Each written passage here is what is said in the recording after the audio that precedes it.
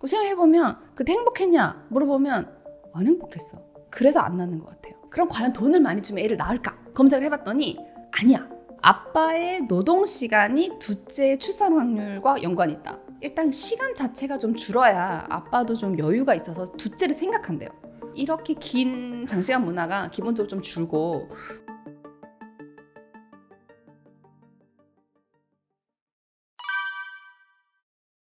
저는 좀 놀랄 정도로 아직도 많더라고요. 네. 물론 이제 저는 아주 운이 좋은 노무사라서 제가 자문하는 회사들 다 좋은 회사만 있기 때문에 이런 일이 별로 없지만, 그 제 이제 주변, 아무래도 노무사다 보니까 주변에서 이렇게 뭐 자문같이 친구나 이제 아는 사람이 아는 사람 통해서 노무사한테 좀 물어봐도 될까 이렇게 이야기 오는 경우를 보면 생각보다 그 출산 휴가랑 육아휴직 쓰는 거에 대해서 고민이 진짜 많으시더라고요. 그 퇴사도 진짜 많이 하시고. 진짜 회사에서 딱 그냥 대놓고 우리 출산휴가 없어, 우린 그런 거 없어 라고 하는 회사는 솔직히 그렇게 많지는 않은 것 같아요. 근데 사실 암묵적으로 못 쓰는 분위기가 큰 거죠. 저는 오히려 그런 게 좀 더 크다고 보거든요. 그래서 왜 그러면 못 쓰는 분위기가 클까라고 생각을 해보면, 그런 분위기는 사실 사장님이 만든다기보다는 같이 일을 하는 동료 직원들이 분위기를 만드는 경우가 더 많아요. 왜냐하면 우리가 장시간 문화라고 했잖아요. 그러니까 오랫동안 일을 할 만큼 일이 많아. 근데 한 명이 빠져? 그럼 남아있는 사람들이 그걸 다 해야 된다는 얘기잖아요. 그러니까 당연히 심기가 불편할 수밖에, 동료 직원들이 기분이 나쁠 수밖에. 그러다 보니까 이제 뭔가 분위기가 굉장히 험악해지는 거죠. 안 그러신 동료 근로자분들도 훨씬 더 많지만, 솔직히 그냥 생각해 봤을 때 1년 동안 뭐 같이 일을 할 수 있는 직원이 없다 라고 했을 때, 그러면 이 사람의 몫을 결국 우리 팀원이 다 나눠 가져야 되는데 라는 생각을 할 수밖에 없어요. 그래서 그런 사장님이 딱 대놓고 우리는 뭐 그런 거 없는 회사야 라고 말을 하는 회사도 뭐 있긴 있겠지만, 그런 것보다는 이게 뭔가 업무가 과중한 그런 현재 우리 장시간 근로 문화인 우리나라 그런 직장 문화 자체가 주변 사람들로 하여금 눈총을 좀 주게 만드는, 그런데 일조하고 있지 않나라고 생각을 합니다. 아니죠. 쓰셔야죠. 그래서 일단 법적으로 어떤 제도가 있는지 여러분에게 먼저 한번 말씀을 드리자면, 일단 임신을 하기 전에 이제 난임 휴가라고 있습니다. 난임 치료 휴가라고 있는데, 이게 사실 그렇게 길진 않아요. 3일 있습니다. 3일. 3일 중에서 하루는 유급이고 이틀은 무급인데, 이제 이거는 말 그대로 난임이다 보니까 남과 여 성별과 상관없이 사용할 수 있는데, 연간 3일밖에 안 돼서 사실 큰 실효성이 있나 싶은 생각이 있는데, 일단 난임 있고요. 그렇게 해서 이제 임신에 성공하게 된다라고 하면, 이제 임신한 여성 근로자 먼저 중심적으로 말씀드리면, 그 임신기 단축 근로가 있을 수 있어요. 임신 초기와 임신 후기에, 아무래도 임신 초기는 유사살 확률이 좀 높고요. 임신 후기에는 이제 말 그대로 이제 예상하지 못하는 분만이 있을 수 있으니까, 이제 그 기간 동안에는 100% 유급을 해서 임금을 깎지 않고 이제 근로시간을 단축할 수 있는 임신기 근로시간 단축 제도를 두고 있습니다. 그런 다음에는 임신 중에 지금 하는 직무가 계속 서 있어야 돼서 좀 힘들어요. 그래서 조금 더 앉아 있을 수 있는 직무를 바꿔주세요 라는 것처럼 쉬운 직무로의 전환을 요청할 수 있어요. 근데 요청할 수 있다는 거지 이게 무조건 해줘야 되는 건 또 아니라서 실효성은 조금 떨어질 수 있는데, 일단 제도가 있다는 거는 한번 알아두시면 좋을 것 같고요. 이제 그렇게 해서 이제 출산을 하게 되면 출산 전후 휴가가 있습니다. 출산 전후 휴가라는 것은 말 그대로 전후다 보니까 출산을 앞두고 앞과 뒤에 쓸 수 있는데, 임신 중에 몸이 좀 안 좋을 수 있잖아요. 그래서 이거를 잘라 쓸 수 있어요. 그래서 분할해서 쓸 수 있는데, 뒤에 날짜가 무조건 이제 45일이 이제 확보가 돼야 되거든요. 그래서 이제 날짜가 좀 부족을 하게 되면 그때는 다른 이제 휴가 제도를 좀 가지고 와서 써야 되는 그런 점이 있습니다. 출산 전후 휴가 같은 경우에는 기본적으로 90일인데요. 그 쌍둥이처럼 다태아인 경우에는 120일입니다. 근데 이때 만약에 우리가 새쌍둥이다, 그러면 뭐 좀 더 아니고 그냥 똑같이 120일입니다. 네. 그래서 단태아 기준으로 말씀드리면 앞에 60일은 회사에서 주고 뒤에 30일은 무급인데, 요즘은 사실상 고용보험에서 뒤에 30일까지도 돈을 다 줘요. 그리고 작은 회사 같은 경우에는 고용보험에서 90일을 다 지원을 해주고요. 그래서 출산 전후 휴가는 거의 월급의 거의 대부분을 받을 수 있는 유급 휴가라고 생각하셔도 무방할 것 같습니다. 출산 휴가를 못 쓰는 경우보다는 육아휴직을 못 써서 저는 출산율이 낮다고 생각하거든요. 왜냐하면 사실 출산은 한 번 하면 땡이죠. 근데 아이는 계속 키워야 되잖아요. 그리고 육아휴직이 1년이 사실 있는데, 애가 1살 됐을 때 뭘 할 수 있는지 알고 계시나요? 엄마, 아빠 라는 말 수 있고요. 걸어 다니는 애도 있고 못 걸어 다니는 애들도 있고. 그러니까 그 말인즉슨 1년이 돼도 애가 할 수 있는 일이 없어요. 계속 뭔가 돌봄이 필요한데 그 돌봄의 1년조차도 사용하기가 굉장히 힘들다는 거죠. 실무에서. 예, 그래서 출산율이 낮은 이유는 오히려 그 뒤에 키우는 게 더 힘들어서 좀 낫지 않나라고 생각을 하고, 육아휴직 같은 경우에는 육아휴직도 있고 육아기 근로시간 단축이라는 제도도 있습니다. 그 내용은 휴직이라는 거는 이제 1년 내내 통으로 이제 쉬는 거, 아예 근무를 안 하는 걸 얘기를 하고요. 육아기 근로시간 단축은 회사랑 이제 협의를 해서 하루에 1시간, 그러니까 일주에 5시간을 감소를 하거나 일주에 35시간을 근무하거나 아니면 15시간을 근무하거나, 그러니까 일일 최대 1시간에서 최대 5시간까지 감소시킬 수 있는 제도를 두고 있습니다. 근데 이렇게 하면 이제 근무 시간이 확 줄다 보니까 임금이 이제 확 줄잖아요. 그래서 임금이 확 주는 거에 대해서 고용보험이 보전을 해주거든요. 그러고 좀 할만한데 싶긴 하지만 아까 우리나라에서 말씀드렸다시피 우리나라는 포괄임금제입니다. 연장근로를 했다 치고 이 돈에 연봉이 포함됐다 치고 이렇게 생각을 하거든요. 근데 여러분이 이제 생각을 한번 해보시면, 제가 데이터를 한번 갖고 와봤는데요. 최저시급을 기준으로 포괄임금제를 한번 가지고 와봤는데, 그러면 기본급이 한 201만 원 정도 되고요. 시간의 수당이 한 75만 원 정도 돼요. 그러면 한 달에 월급이 한 270만 원 정도 되는데, 이 사람이 만약에 1시간 육아기 근로시간 단축을 감수하게 되면 시간으로 따지면 하루에 1시간이니까 8분의 1, 12.5% 감소하거든요. 그럼 월급도 한 그쯤 감소하겠네라고 생각을 할 수 있지만, 실제로 보면 기본급은 이제 비율적으로 그렇게 줍니다. 근데 연장근로 했다 치고 돈을 주는 건데 연장근로 안 했잖아요. 확실하고 명확하게. 그 돈이 싹 다 날아가요. 75만 원이. 그리고 거기서 고용보험에서 너 애 키우느라 힘들지? 내가 좀 도와줄게. 얼마? 25만 원. 근데 25만 원이 상한이에요, 이게. 근데 최저임금이 201만 원이잖아. 근데 상한이 200만 원이거든요. 그러니까 25만 원이 끝인 거예요. 그래서 밖에 나면 월급이 200만 원 받거든요. 그러면 시간은 12.5% 감소했는데 월급은 27% 감소해요. 너무 불이익이 크죠. 근데 포인트가, 내가 만약에 돈을 많이 받는 연봉 고연봉이야. 월급 500만 원짜리인 사람이에요. 그러면 진짜 더 심각해져요. 왜냐면 연장수당도 더 크니까. 네, 그래서 예를 들어 이 사람이 500만 원 받던 사람이 1시간 감소하게 되면 이제 기본급이 360만 원에 연장수당이 130만 원이었는데 이게 싹 사라지고 고용보험 25만 원 조금 받아서 월급이 이제 340만 원이 됩니다. 1시간 줄였는데 31% 날아가는 거예요. 근데 이게 또 육아휴직을 쓰면 더 심각한 문제인 게, 포괄임금제로 받던 사람은 월급이 270만 원 받았었거든요. 근데 일을 전혀 안 하고 이제 수당을 받으면 150만 원 받아요. 그러면 이제 25%만 손해를 받거든요. 근데 500만 원 받던 사람은 또 상한에 걸려서 150만 원 받기 때문에 마이너스 70%예요. 그러니까 고용보험에서 150만 원 받는다 생각하면 큰 돈인데, 내가 그 전에 250만 원 받던 사람인지 500만 원 받던 사람인지에 따라서 이게 줄어드는 기회비용이 엄청 크게 느껴지는 거죠. 저도 이번에 사실 계산을 하면서 깜짝 놀랐어요. 그러니까 이게 가상의 데이터를 계산을 해서 이렇게까지 준다고? 라고 말할 정도로 굉장히 놀랐거든요. 근데 이게 사실 제가 또 이걸 찾아보면서 논문 같은 것도 되게 많이 찾아봤는데, 그럼 과연 돈을 많이 주면 애를 낳을까? 검색을 해봤더니 아니야. 아니야. 우리가 좀 생각만 해봐도 지금 제가 뭐 몇 년 전, 한 2, 3년 전 자료긴 하지만 전국 지자체로 평균적으로 버는 직장인의 급여를 봤더니 1등이 세종, 2등이 서울이었어요. 그래서 봤는데 세종시는 여러분도 아시다시피 출산율이 좀 높은 지자체 중에 하나예요. 그래서 거기는 이제 요즘 깨져서 0.94명, 그다음 서울이 0.54명이거든요. 그러면 근데 돈은 연봉은 100만 원인가 밖에 차이 안 나요. 그건 비슷해야지. 너무 많이 차이 나잖아요. 그러다 보니까 돈이 다는 아닌 거죠. 그리고 논문에서 좀 찾아보니까 오히려 돈을, 높은 급여를 받는 사람은 출산하고 육아를 하는 동안 돈을 못 버는 그 기회비용이 훨씬 더 커서 오히려 기피할 수 있는 그 금액이 더 크다는 거예요. 마이너스 25%와 마이너스 70%를 비교를 해보시면 왜 안 낳는지 직관적으로 비교가 된다고 볼 수 있습니다. 저는 장시간 근로를 하는 거를 좀 줄여야 된다고 생각을 해요. 제가 좀 찾아보니까 논문 중에 이런 논문이 있더라고요. 아빠의 노동 시간이 둘째 출산 확률과 연관이 있다. 아빠의 노동 시간, 그러니까 아빠의 가사, 그러니까 아빠가 집에 와서 뭔가 돌보는 이런 거 말고 그냥 아빠가 일을 적게 하면 애 둘째를 더 많이 낳는데요. 그래서 왜 그런가 알아봤더니 일단 시간 자체가 좀 줄어야 아빠도 좀 여유가 있어서 둘째를 생각한대요.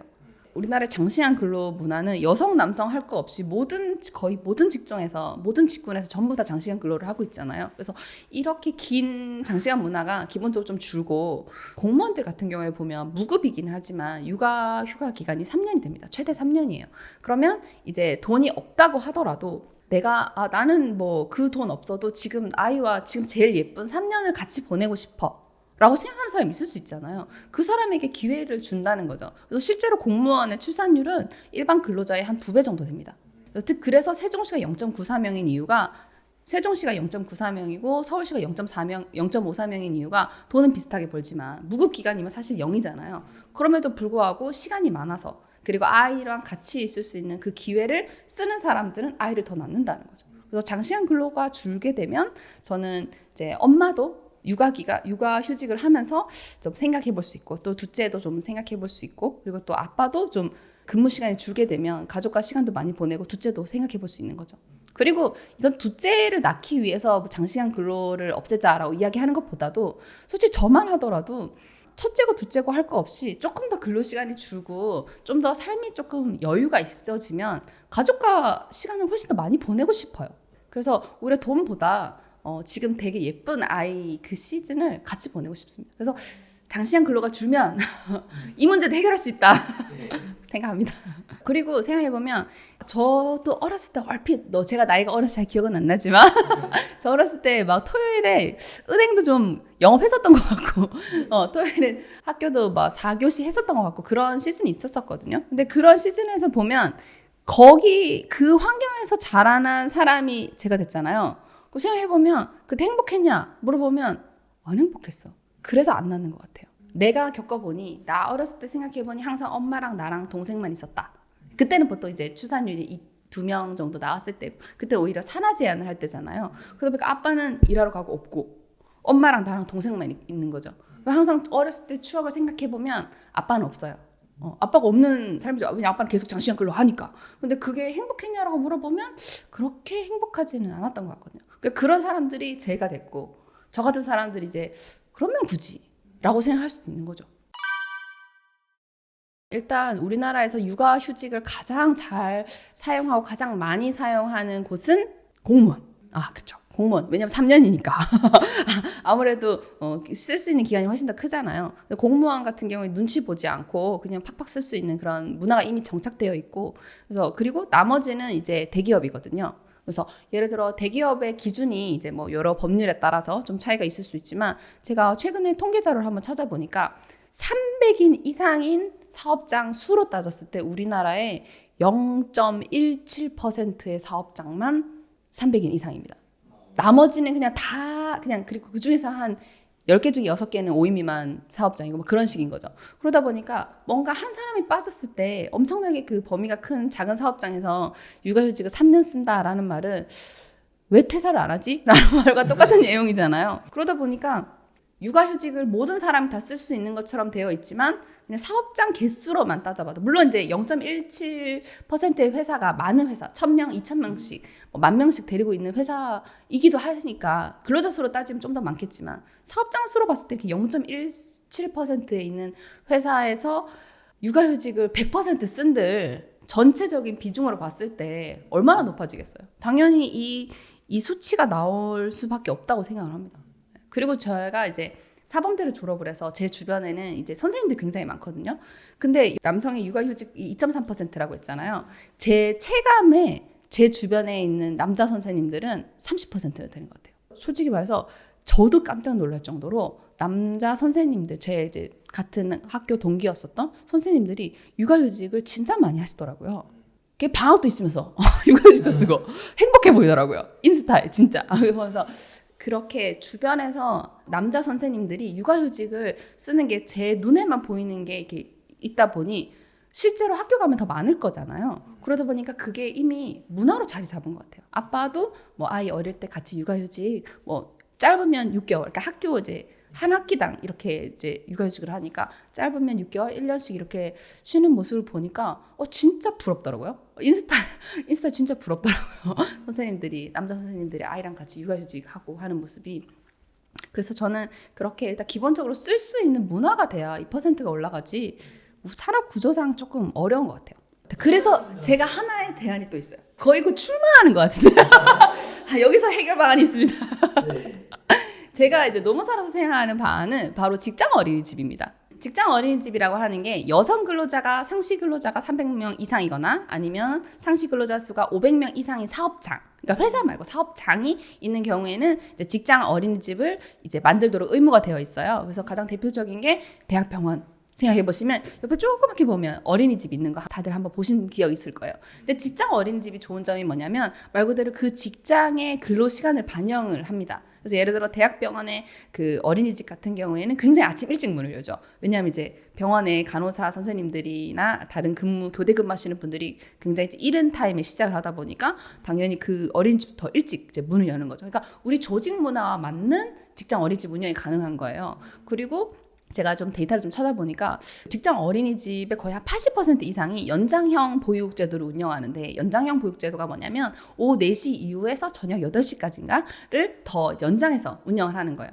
그래서 언제 그럼 아이들이 하원하나요? 라고 봤더니 1위가 7시에서 7시 30분, 2위가 6시 30분에서 이제 7시, 그다음에 6시에서 6시 30분. 그러니까 말인즉슨 엄마 아빠 퇴근할 때 같이 손잡고 퇴근한다는 거예요. 그럼 당연히 출근할 때 같이 손잡고 출근하겠죠. 그런데 아까 이제 제가 얼핏 앞에 통근 시간 말씀드렸던 것처럼 회사에서 8시간, 9시간 있고 길바닥에 1시간 반 버리는데 직장 내 어린이집을 같이 이용을 하게 되면 일단 1시간 반, 일단 출퇴근할 때 같이 있을 수 있죠. 그리고 또 밑에 애가 기다리고 있는데 부장님이 어떻게 더 야근을 시키겠어요. 빨리빨리 가라 그러지. 그러다 보니까 최소 장시간 근로 문화보다는 이제 연장 근로보다는 빨리빨리 퇴근하는 그런 문화가 이제 정착이 된 거죠. 그래서 어린이집 스타일이 여러 개가 있잖아요. 국공립 어린이집, 뭐 법인 어린이집, 뭐 사당 어린이집 찾아봤는데 직장 어린이집 만족도가 5점 만점에 4.35점인가 해서 1위더라고요. 그래서 직장 어린이집이 운영하는 회사는 사실 굉장히 극소수고 몇 개 없는데 반해 엄청 높은 만족도를 보이고 실제로 퇴근하는 시간이나 출근 시간도 직장의 그 조직 문화에 맞춰서 움직일 수 있어서 그 실제 보내는 교육의 이제 수요자죠. 이제 학부모가 굉장히 만족을 한다는 거예요. 근데 아까 말씀드렸다시피 직장 어린이집을 만들 수 있는 회사 자체가 몇 개 없단 말이에요. 그런데 그 직장 어린이집처럼 좀 직장에 가까운 곳에 어린이집이 좀 생긴다면 엄마나 아빠가 이제 같이 출퇴근할 때 애랑 같이 출근했다가 퇴근하는 게 좀 가능할 수 있을 것 같아요. 지금 보통 어린이집에 가장 많은 개수를 차지하는 게 가정형 어린이집이거든요. 가정형 어린이집은 보통 이제 아파트 같은 데 보면 1층에 무슨 햇살 어린이집 뭐 이렇게 해서 집처럼 운영하는 어린이집을 보통 가정형 어린이집이라고 하는데 거기를 보내는 이유는 말 그대로 집이랑 가까워서 보내는 거죠. 그래서 맡겨놓고 이제 출근했다가 데리고 오는 건데 그러다 보니까 통근 시간만큼 아이의 하원 시간도 자연히 늦어지고 그런 문제점이 있는데 만약에 직장 내 가까운 곳에 어린이집이 있다라고 한다면 이제 직장에서 같이 출근하면서 같이 시간 보내고 이제 퇴근하면서 같이 보내는 것도 더불어 또 아이가 뭐 입학하고 이러면 되게 많이 아파요. 감기 진짜 많이 하는데 진짜 병원을 많이 가야 되거든요. 근데 그때마다 연차를 뭐 반차씩 이렇게 쪼갰으면 병원 못 갈걸요? 다 써서. 근데 직장 내 어린이집이면 예를 들어 점심시간이나 이런 걸 이용을 해서 소아과를 갈 수도 있고 아니면 뭐 예를 들어 가능하다면 1시간, 2시간 단위로 잘라서 연차를 쓸 수 있다면 출퇴근 시간 이런 부분까지도 감안을 해서 훨씬 더 아이를 돌보기 편할 것 같아요. 그래서 뭐 정부에서 국공립 어린이집 많이 만든다 그런 얘기를 하는데 뭐 아파트 단지에 만드는 것도 좋지만 뭐 직장 어린이집처럼 뭐 약간 좀 같이 보낼 수 있는 그런 곳에 만드는 건 어떨까라고 개인적으로 생각해 봅니다. 네, 구독자님들, 이제 노무사가 나와서 굉장히 당황하셨죠? 그래서 한번 여러분에게는 좀 생소한 주제로 한번 이야기를 나누어 봤는데요. 제가 뭐 밀접하게 경제와 연관된 사람은 아니지만 그래도 조금 지식을 넓히고 상식을 넓히는 순에서 즐겁게 들어주셨으면 감사합니다.